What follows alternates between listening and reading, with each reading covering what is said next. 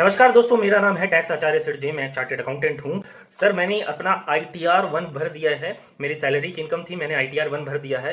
पर मैंने बाद में देखा तो मेरा इस साल में कुछ शेयर्स का, कुछ म्यूचुअल फंड का भी ट्रांजैक्शन था। सर, क्या कोई दिक्कत होगी? सर जी बिल्कुल, आपको दिक्कत होने वाली है।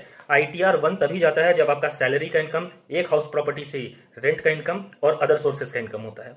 आपके केसेस में आपने शेयर से कैपिटल गेन्स कमाए हैं, और जब कभी भी शेयर या म्यूचुअल फंड से आप कैपिटल गेन कमाते हैं विद सैलरी, तो आपको ITR 2 भरना होता है।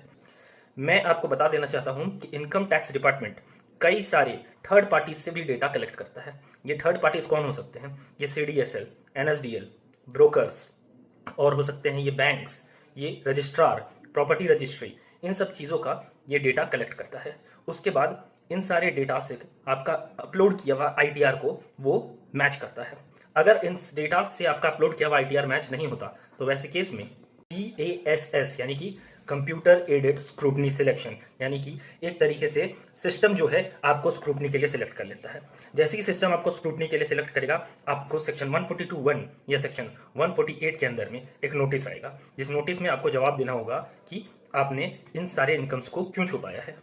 अब बाद में जब अपना रिप्लाई बनाइएगा तब आपको इन सारे गेन्स के ऊपर में टैक्स भरना पड़ेगा, और टैक्स के साथ साथ सेक्शन 234A, B और C के ऊपर में आपको इंटरेस्ट भी देना पड़ेगा। इसके अलावा डिपार्टमेंट आपके ऊपर पेनल्टी भी लगाएगा। पेनल्टी लगेगा सेक्शन 270A के अंदर। अगर डिपार्टमेंट ये मानेगा कि आपने अंडर रिपोर्टिव ऑफ इनकम किया है, यानी कि गलती से आपने थोड़ा कम रिपोर्ट कर दिया था, तो वैसे केस में 50% ऑफ टैक्स आप पे पेनल्टी लगेगा।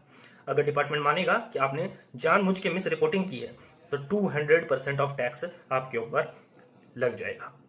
साथ ही साथ अगर डिपार्टमेंट ये मानता है कि आपने बहुत बड़ी चोरी, यानी कि 50 लाख 1 करोड़ रुपए की चोरी की है, और ये जो आपने चोरी की है ये आपने जानबूझ करके की थी, तो वैसे केस में डिपार्टमेंट सेक्शन 276C के अंदर में आप पे केस रजिस्टर करेगा, और आपको 3 महीना से लेकर के 7 साल तक की जेल भी हो सकती है, साथ में जुर्माना भी लग सकता है।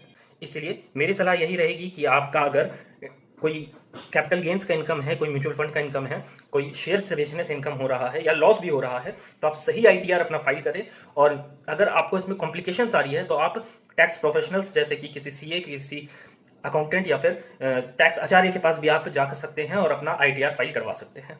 आशा करता हूं कि आपको ये जानकारी अच्छी लगी होगी।